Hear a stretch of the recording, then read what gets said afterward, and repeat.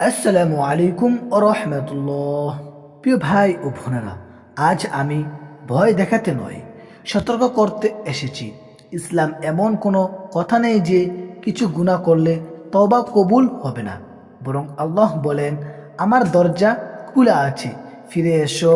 তবে হ্যাঁ, কিছু পাপ আছে যেগুলো মানুষ তওবা না করলে জীবনে নেমে আসে ভয়ঙ্কর অশান্তি।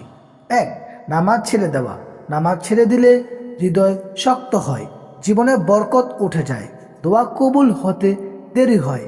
রাসূলুল্লাহ সাল্লাল্লাহু আলাইহি ওয়াসাল্লাম বলেছেন, নামাজ ও কুফরের মাঝে পার্থক্য হলো নামাজ। দুই, জুলুম ও হারাম সম্পর্ক।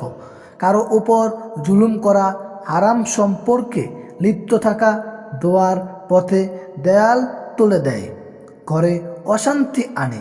হাদিসে আছে, মুসলিমের দোয়া ও আল্লাহর মাঝে কোনো পর্দা নেই। তিন, পিতা মাতার অবাধ্যতা।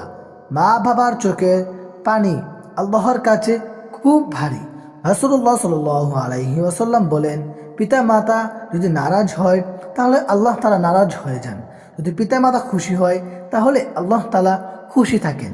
কিন্তু আশা এখানেই শেষ না, যত বড় গুনাই হোক তওবা করলে আল্লাহ ক্ষমা করেন। শর্ত মাত্র তিনটি: গুনাহ ছেড়ে দেওয়া, লজ্জিত হওয়া, আর না করা দৃঢ় সিদ্ধান্ত নেওয়া। প্রিয় সম্মানিত মা ও বোনেরা ও সম্মানিত ভাইয়েরা, তওবা করলেও ক্ষমা নেই, এই কথাটা ইসলামের কথা না। তওবা করলে আল্লাহ ক্ষমা করেন, এটাই ইসলাম। আজই ফিরে আসুন, আল্লাহ আপনাকে ফিরিয়ে নিতে প্রস্তুত।